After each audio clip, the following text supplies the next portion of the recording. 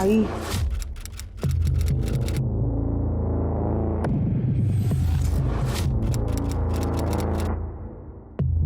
प्रसाद का ग नेहमी नेहमी देवळात जात असतेस तू? तो देव तरी ऐकतो का तुझं? एकतर तू गरीब, त्यात अजिबात सुंदर नाहीस, आणि तुझी आई तिने तर आम्हाला हुंड्याच्या नावाखाली फसवलंच. आणि तो योगेश मूर्ख कुठला, तुझ्यासारख्या गरीब आणि वांजोटी बाईशी लग्न केलं त्याने. एकतर वांजोटी, मूल देता येत नाही यांना, बसले माझ्या उरावर.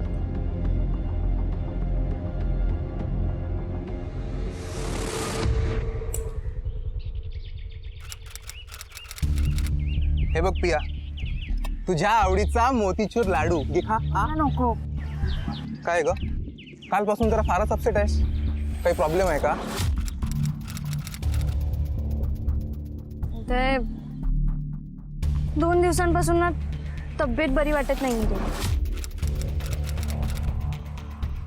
म्हणजे मध्येच जाम डोकं दुखतं, उलटी होईल असं वाटतं. अगं मग आधी सांगायचं ना, आपण डॉक्टरांकडे गेलो असतो. एक काम कर, तू आताच गाडीवर बस. उदय मला ना जाम भीती वाटते रे.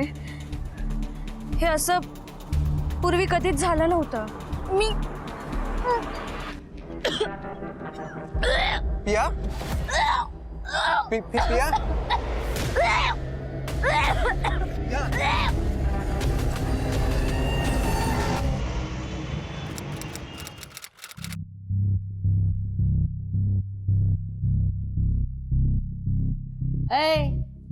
इकडे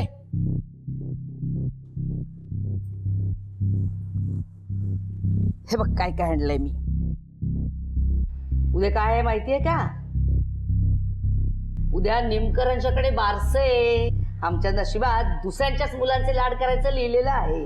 आई मला ना सारखं सारखं बोलणं बंद करा. ए आवाज खाली हा. मी सासू आहे तुझी, लक्षात ठेव हा. तुम्ही मला काही बोलाल का? आई आई काय झालं? का आरडाओरडा करते? काय होणार? आपल्या घरात आरडाओरडा करण्यासाठी एकच कारण आहे, तुझी ही वांजोटी बायको. आई प्लीज असं नको बोलू, तिला वाईट वाटेल. तिला वाईट वाटेल, पण आईला वाईट वाटलं तर काय फरक पडतो? काय मागते रे मी हिच्याकडे, सांग ना. एक नातू मागितला, तो ती देऊ शकते का? नाही. शे कशाला बोलते मी, मलाच कळत नाही. माझ्या नशिबात ना दुसऱ्यांच्याच मुलांचे लाड करणं लिहिलेलं आहे. आमच्या मांडीवर नातवंड कधी खेळणार देव जाणे.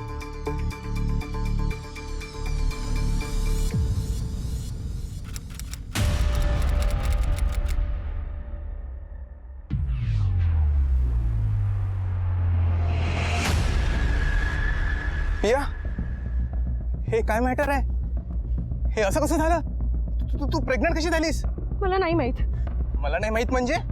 हे तुला माहिती नसणार तर कुणाला माहिती असणार? मला नाही ना कळलं यार. यार हे चुकून सुद्धा माझ्या घरी कळलं ना तर जाम प्रॉब्लेम होईल. उदय मला हे मुलं बोट करायचंय.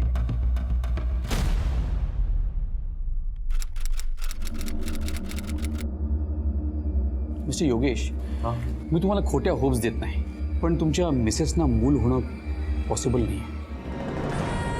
काय? अहो डॉक्टर, काहीतरी मार्ग असेल ना? हो ना डॉक्टर, आम्ही खूप आशा ठेवून तुमच्याकडे आलो होतो. काहीतरी मार्ग असेलच ना तुमच्याकडे? एकच मार्ग आहे. काय? तुम्ही मूल दत्तक घ्या.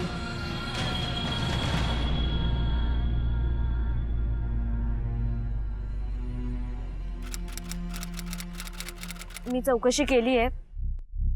अबॉर्शन करायला मी एकटी नाही जाऊ शकत. घरचं सोबत कोणीतरी लागतं. आता मी आईला तर नाही नेऊ शकत, त्यामुळे तुलाच यावं लागेल. मी? चल चल, मी नाही येणार. नाही येणार म्हणजे? उदय, ह्या परिस्थितीत तू मला मदत नाही करणार तर कोण करणार? ते काही मला माहित नाही. तुलाच यावं लागेल. हे माझ्यामुळे नाही झालंय हा. आणि मी नाही येणार तिथे.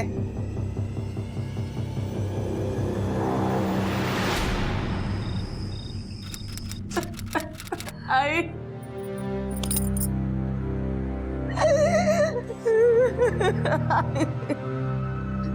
स्वाती, अगं रडू नकोस ग. या सगळ्या नशिबाच्या गोष्टी असतात. मी कधीच कोणाचं वाईट केलं नाही काही. उलट सगळ्याचा चांगलाच विचार केला. मग माझ्याच बाबतीत घ्या.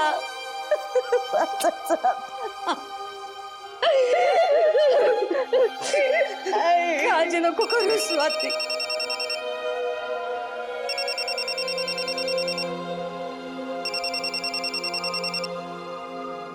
हॅलो, काय?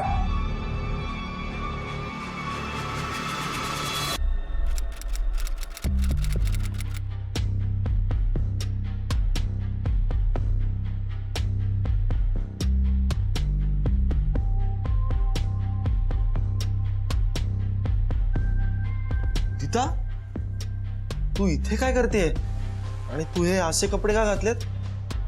तुझी युजलेस बायको माहेरी गेली आणि आई पण घरात नाही.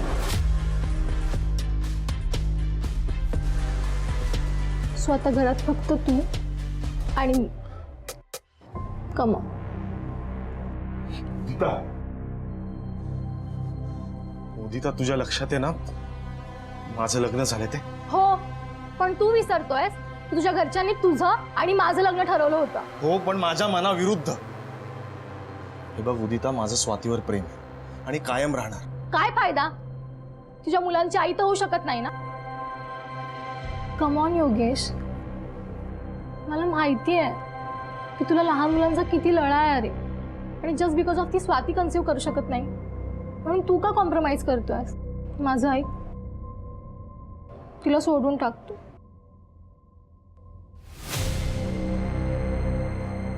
मी तुझ्या बाळाची आई व्हायला तयार आहे.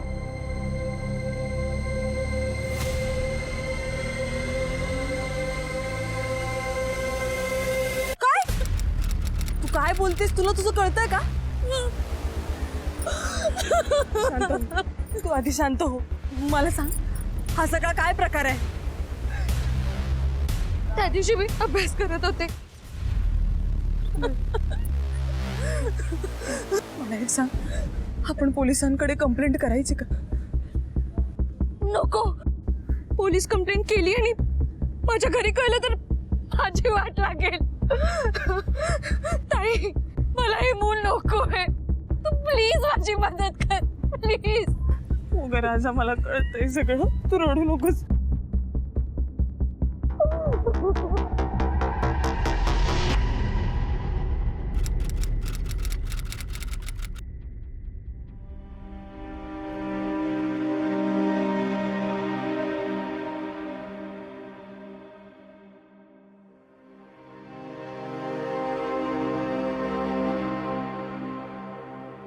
देवा,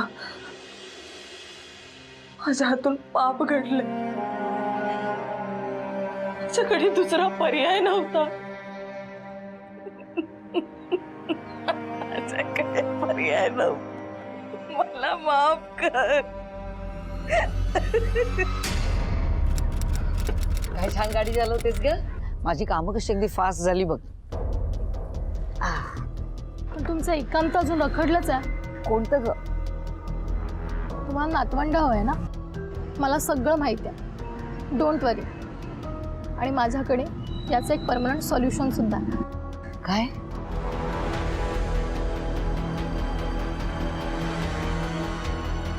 काहीतरीच काय बोलतेस? कोणी ऐकलं तर? आणि हे किती रिस्की आहे. एवढा एकच पर्याय आपल्याकडे आणि कोणाला काहीही कळणार नाही. तुम्ही म्हणत असाल ना तर मी आत्तापासून तयारीला लागते.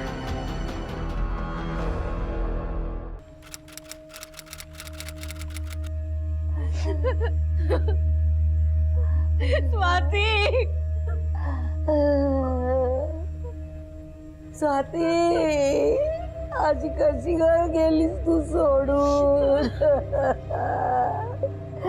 ज्याने कोणी तुझ्या बरोबर असं केलंय ना तो समोर तर येऊ दे, त्याला जिवंत ठेवणार नाही मी. बंद करावी तुमची नाटकं. स्वाती जिवंत असताना तुम्ही तिला छळलात आणि आता कशाला गळा काढताय हो? तुम्हाला नातवंड हवं होती ना, म्हणूनच तुम्ही माझ्या स्वातीला मारलं.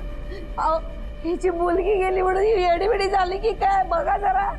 हा काय वाटेल ते बरोबर सुटली आहे.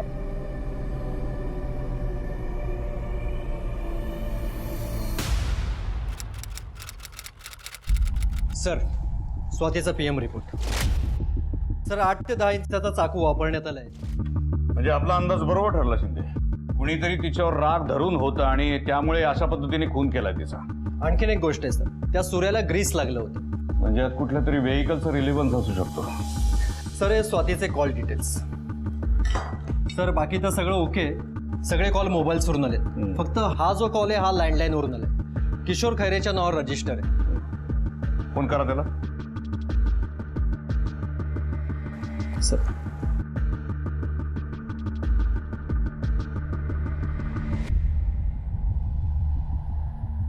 सर फोन उचलत नाही. त्याच्या घरी जाऊन चौकशी करायला हवी.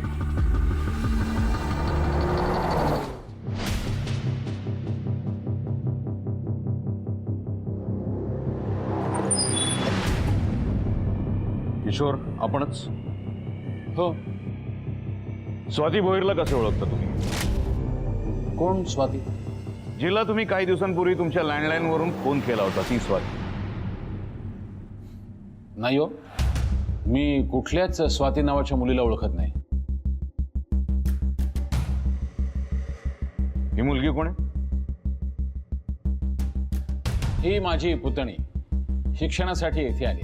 माझ्या बरोबरच राहते. अच्छा, म्हणजे तुम्ही स्वातीला खरंच ओळखत नाही? नाही साहेब. मोबाईल बघू. मोबाईल? मोबाईल कशात? अनलॉक कर.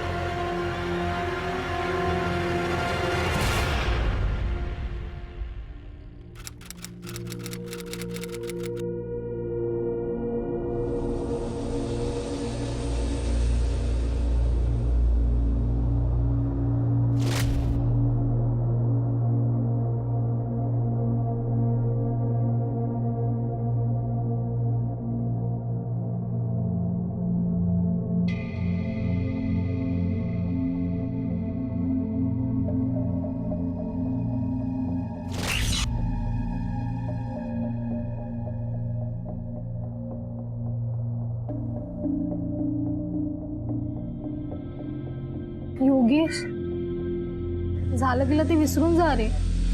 आता आपल्याला पुन्हा नव्याने सुरुवात करायला हवी ना. मला माहिती आहे तुझं लग्न जरी स्वातीसोबत झालं होतं ना तरी मनाने तू माझाच होतास. तुला आठवत आहे ना त्या रात्री आपल्यात काय घडलं होतं ते?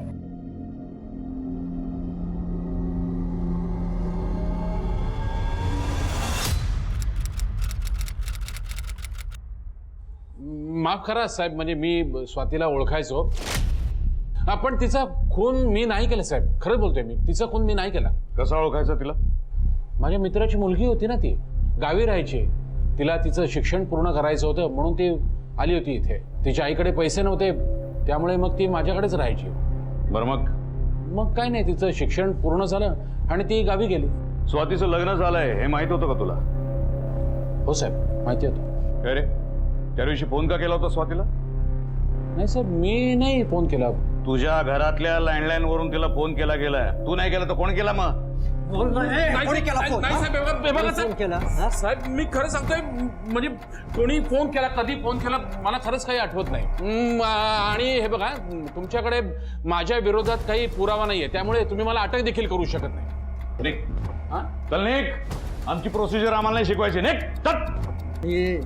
आम्हाला सांगितल्याशिवाय ना शहर सोडून जायचं नाही. आता तांगड्या तोडेल. चल ना, निघ ना. शिंदे, याचे कॉल रेकॉर्ड्स काढा. Yes sir.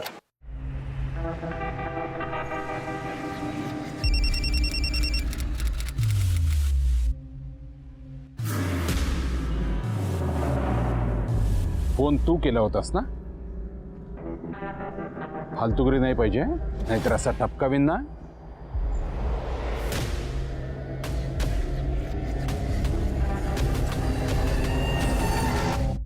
Sir, योगेशचे call record आणि लोकेशन मिळाले. त्या रात्री योगेश चिंचवडमध्येच होता.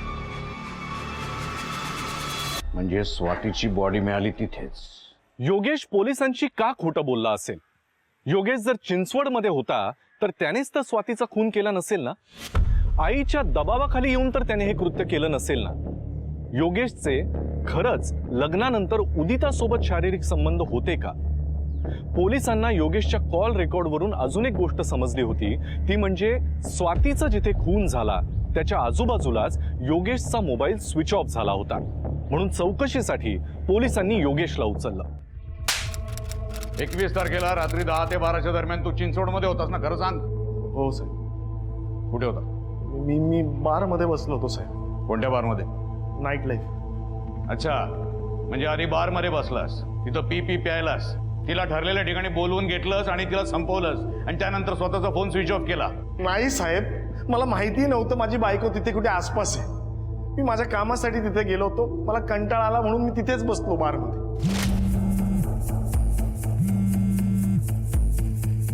म्हटलं बायको शांत म्हणजे दारू पण नाही पिऊ देत.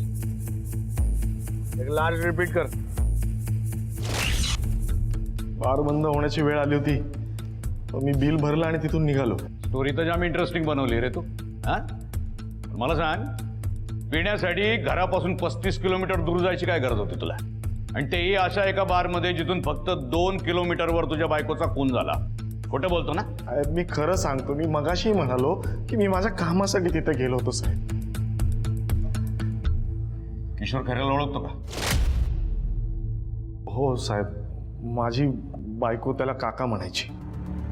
लग्नाआधी ती त्याच्याकडेच राहायची शिक्षणासाठी, असं तिने मला सांगितलं होतं. या काकानी कधी त्याच्या पुतणीला फोन केला होता का? म्हणजे तो फोन करायचा, तुमच्या घरी येऊन भेटायचा, असं काही व्हायचं का? नाही साहेब, घरी तर कधी आला नाही. हां, पण काही दिवसांपूर्वी त्याचा फोन आला होता. त्यानंतर माझी बायको थोडी डिस्टर्ब वाटत होती. काय झालं होतं? तसं मला काही माहिती नाही साहेब. म्हणजे मी तिला कारण विचारलं तर ती म्हणाली टेन्शन घ्यायचं काही कारण नाही म्हणून. फॉरेन्सिक टीमला स्वातीच्या पर्समध्ये हॉस्पिटलचं बिल सापडले. मातृकृपा नर्सिंग होम. सर, स्वातीचं सासर कात्रजलंय आणि हे नर्सिंग होम चिंचवडला. तिला निवडायचंच असतं तर तिने घराजवळचं एखादं नर्सिंग होम निवडलं असतं. तिच्या ओळखीचं असेल कोणीतरी तिकडे. टर्मिनेशन ऑफ प्रेग्नन्सी म्हणजे अबॉर्शन. पण सर, स्वातीला मुलंच होत नव्हतं, मग अबॉर्शन?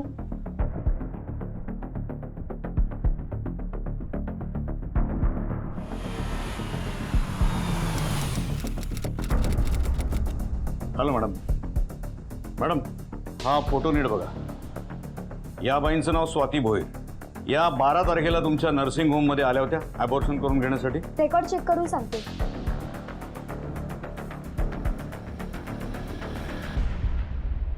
हो सर, 12 तारखेला त्या इथे आल्या होत्या. अच्छा, त्यांच्याबरोबर कोण होतं? त्यांची आई, त्यांचा नवरा, कोणी होतं? हो सर, त्यांची बहीण होती. बहीण? हा, तिचं नाव पिया रसाळ होतं. पिया अबॉर्शनसाठी आली होती आणि तिच्यासोबत त्या आल्या होत्या. अच्छा, या पियाचे डिटेल्स आहेत तुमच्याकडे? हो सर. सर, हा त्यांचा फॉर्म. इथे ॲड्रेस आहे ना त्यांचा कॉन्टॅक्ट नंबर.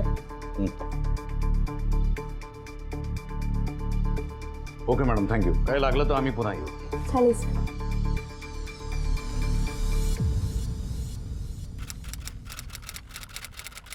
पिया धोत्रे, तू स्वाती भोईरला कसं ओळखतेस? सर, स्वातीताई ही माझी मानलेली बहीण आहे. ॲक्च्युली आम्ही खूप जवळच्या मैत्रिणी आहोत. पण तुम्ही स्वातीताईविषयी का चौकशी करताय? पिया, 25 तारखेला तुझ्या स्वातीताईचा खून झाला.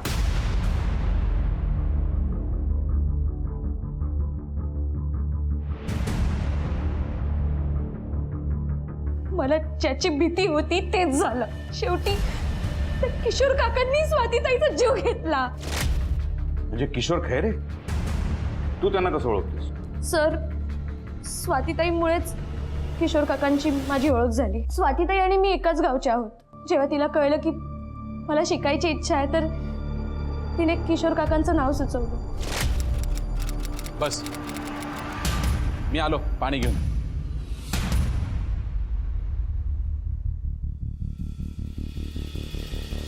पिया पाणी घे. आणि हे बघ, आपलंच घर आहे असं समजायचं. अजिबात काळजी करायची नाही. काहीही लागलं तरी मला सांग. हं? घे पाणी घे.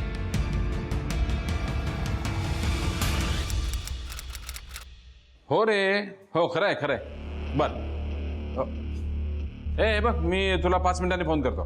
हो हो नक्की करतो. काय का? अरे हे काय, हे इंजिनिअरिंगचं आहे, साइन कॉस्ट टॅनचं.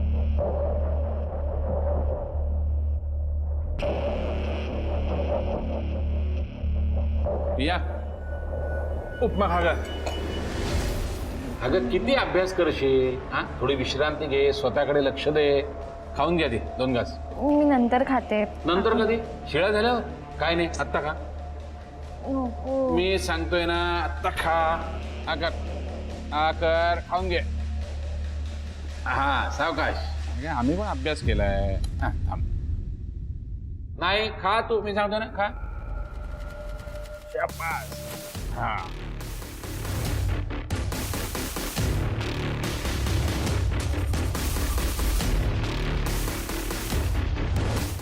हे एवढं सगळं घडून गेलं तरी तुम्ही आमच्याकडे तक्रार नाही केली. अन्याय सहन करत राहिलात. हे तुम्ही असा अन्याय सहन करता ना, त्यामुळे या लोकांची हिंमत वाढते आणि पुढचे सगळे प्रॉब्लेम्स होतात. सर, मी कंप्लेंट न करण्याचं कारण दुसरं होतं. त्या किशोर काकांकडे माझा एक अश्लील व्हिडिओ होता.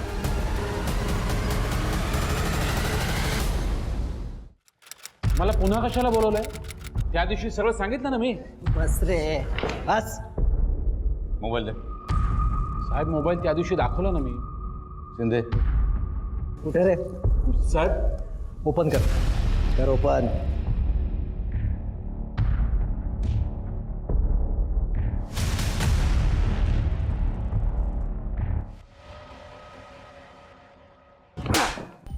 म्हणून मारलं स्वातीला? हा, तुझ्या विरोधात गेली ती, आमच्याकडे तक्रार करणार होती म्हणून मारलं? बघ साहेब माझ्यावर विश्वास ठेवा, मी नाही मारलं स्वातीला. 2 पोरींवर रेप केलंस तू. त्यातली एक तुझ्या विरोधात गेली तर मारून टाकलंस तिला. साहेब माझ्यावर विश्वास ठेवा ना, मी नाही मारलो तिला. साहेब त्या दिवशी मी शहरातच नव्हतो, ध्यानधारणा केंद्रात गेलो होतो मी. माझ्यावर विश्वास ठेवा ना. बघडे, जे काय बोलतोय ते खरंय की नाही बघा. तुलाही सांगून ठेवतोय, सगळं खरं सांगायचं. कुठे गेला होता, किती वाजता गेला होता, कोणाबरोबर होता, सगळं. नाही तर चल घेऊन जायला, घेऊन जा.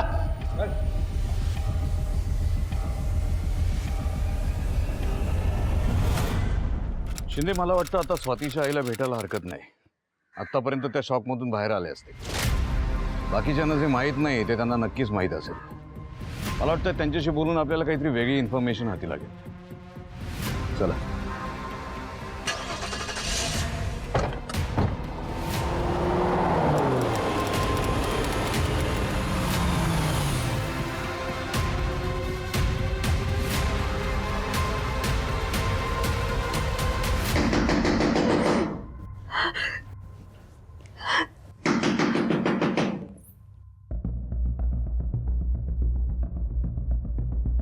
स्वातीने कधी तुमच्याकडे काही तिच्या सासरच्यांविषयी तक्रार केली होती? म्हणजे कधी काही सांगितलं का की सासरी तिला त्रास होतोय, कोणी तिचा छळ करतंय? नाही हो, माझी स्वाती खूप गुणाची होती. तिने मुद्दाम कधीच कुठलीही तक्रार केली नाही. पण माझं आईचं मन आहे हो, मला तिच्या डोळ्यात तिला होणारा त्रास दिसत होता.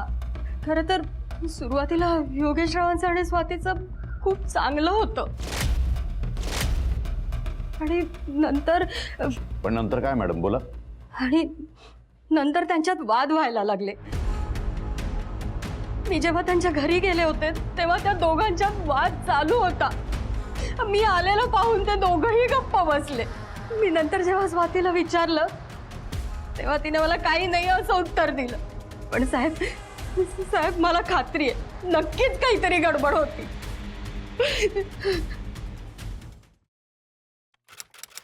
सर, हे ॲडव्होकेट देसाई, योगेश यांचा क्लायंट होता. बसा. देसाई, योगेश बरोबर तुमचं कुठल्या संदर्भात बोलणं होतं? त्यांना स्वातीपासून घटस्फोट घ्यायचा होता. अच्छा, म्हणजे तिला मूल होत नव्हतं म्हणून? Definitely not sir. इनफर्टिलिटीमुळे डिवोर्स फाईल होत नाही. मग काय कारण होतं? खरं तर स्वाती आणि एका पुरुषाचा कॉम्प्रोमाइजिंग पोजमधला एक व्हिडिओ त्यांच्या हाती लागला होता.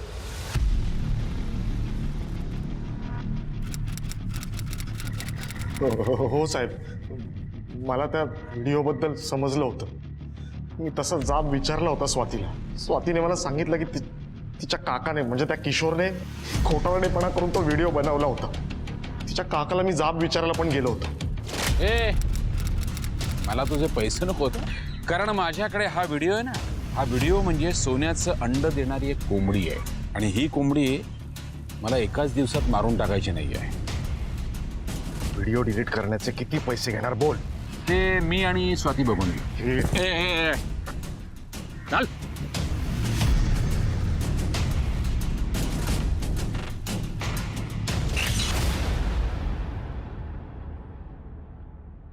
सर, तुम्ही मागवलेले CCTV फुटेज हे बघा सर.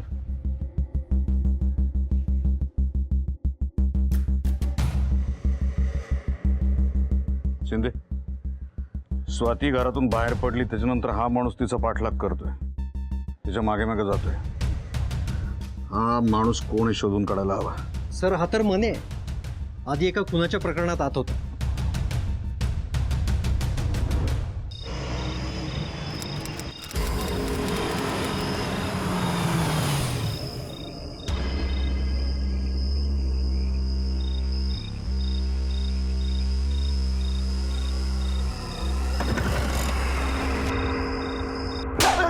काढून गेला बोल.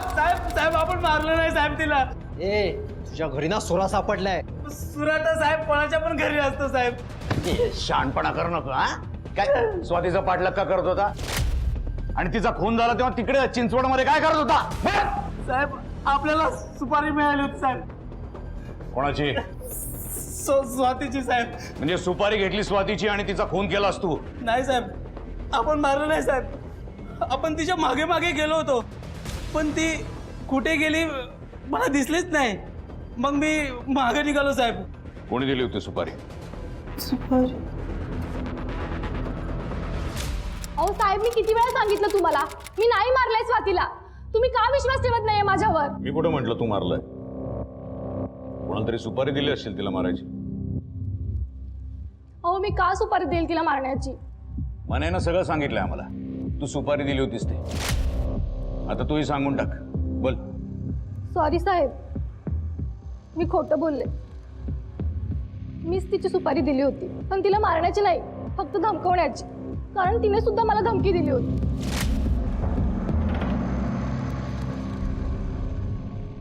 योगेश, अरे काय झालं? माझी फसवणूक झाली. तिच्यावर मी खूप खूप प्रेम केलं, तिने मला फसवलंय. म्हणजे? करत होतो, पण आता नाही. मी झालं तरी मी हा डिवोर्स घेणारच. योगेश, मी तुझ्या सोबत आहे. काही झालं ना तरी हा डिवोर्स घ्यायला मी तुला मदत करेन. आणि मग त्यानंतर आपण लग्न करू, म्हणजे तुझ्या आईची पण इच्छा पूर्ण होईल. आणि मी तुला कधीच सोडून नाही जाणार. I love you.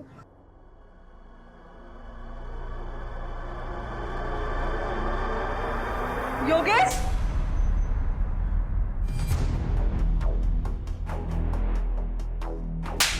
माझ्या नवऱ्याच्या अंगाला जर हात लावलास ना तर याद राख, माझ्या आणि माझ्या नवऱ्याच्या मध्ये आलीस ना तर जीव घेईन तुझा. निघ चल, निघ निघ.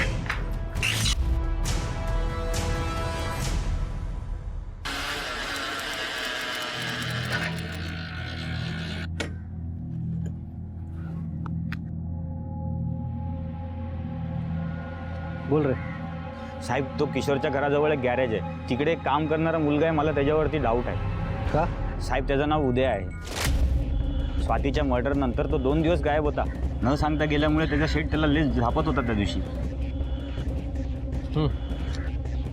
आणि साहेब, मेन गोष्ट तर हे आहे की ते प्रिया आहे ना, ती त्याची मैत्रीण आहे. ते लोक रोज लेट नाईट फिरत असतात साहेब, आणि तो तर तिला घरापर्यंत जाऊन सोडतो साहेब.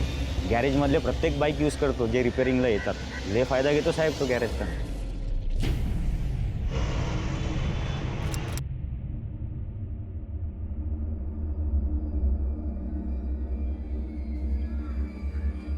उदय कोण आहे रे?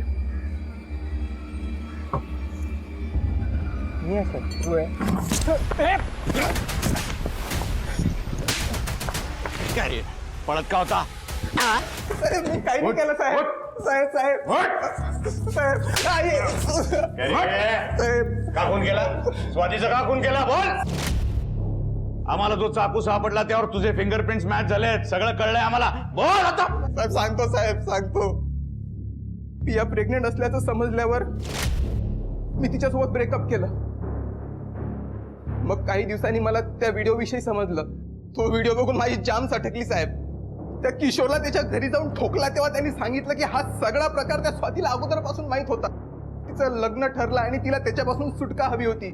त्यांनी स्वातीला सांगितलं की तुझ्या बदल्यात इथे कोणाला तरी आण तरच तुला सोडेल, नाहीतर तुझा तो व्हिडिओ तुझ्या होणाऱ्या नवऱ्याला दाखवेल म्हणून स्वातीने पियाला तिथे सेट केलं. तिला याच्याबद्दल काहीच माहित नव्हतं. बिचारी प्रेग्नेंट होईपर्यंत सगळं सहन करत राहिली. मग आम्ही एक प्लॅन केला की स्वातीला मारून टाकायचं. पियाकडे किशोरच्या घराची एक चाबी होती. चान्स भेटल्यावर आम्ही त्याच्या घरात घुसलो आणि त्याच्या लँडलाईनवरून फोन करून स्वातीला एका सुनसान जागेवर बोलून संपून टाकलं. शेवटी नाईलाजानं केलेली एक चूक स्वातीला प्रचंड महागात पडली. फक्त तिलाच नाही, पियाला सुद्धा. किशोरने दिलेल्या प्रस्तावाबद्दल स्वाती जर पोलिसांशी बोलली असती तर कदाचित तिचा जीव वाचला असता आणि पियाच्या सुद्धा बाबतीत हे घडलं नसतं. ती बेसावध राहिली म्हणूनच कदाचित या गोष्टी घडल्या. त्यामुळे नेहमी लक्षात ठेवा, तुमचं पडलेलं एक बेसावध पाऊल ठरू शकतं गुन्ह्याची चाहूल. सनसनाटी गुन्ह्यांच्या शृंखलेत मी अभिजित खांडकेकर आता तुम्हा सगळ्यांची रजा घेतो. पुन्हा भेटूया एका नवीन भागामध्ये नवीन गुन्ह्यासह. पण तोपर्यंत तुम्ही स्वतःची आणि आपल्या कुटुंबियांची काळजी घ्या. धोका अजूनही टळलेला नाहीये, त्यामुळे घराबाहेर पडताना मास्क आणि सॅनिटायझरचा वापर नक्की करा. पाहत रहा क्रिमिनल्स, चाहूल गुन्हेगारांची. जय हिंद, जय महाराष्ट्र.